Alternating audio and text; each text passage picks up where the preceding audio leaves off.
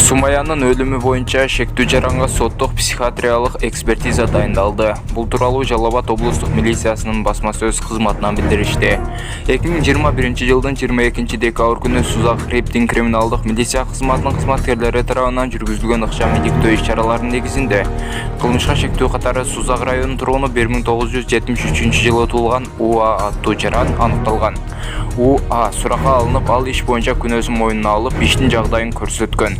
Тергөө жүрүшүндө УА аттуу жаран Жалал Абад облустук ооруканасынын психоневрология бөлүмүндө жин оорусу менен стационардык тартипте дарылангандыгы аныкталды.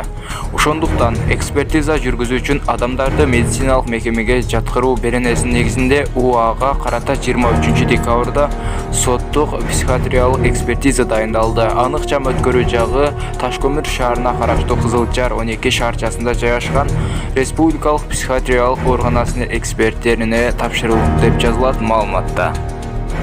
Видеого лайк басып, жана каналыбыздагы эң туура жазылуучуларыбыздын катарына кошулуп, подписаться деген кнопканы басып, жанындагы коңгуроо чөнүндө басканды унутпаңыздар.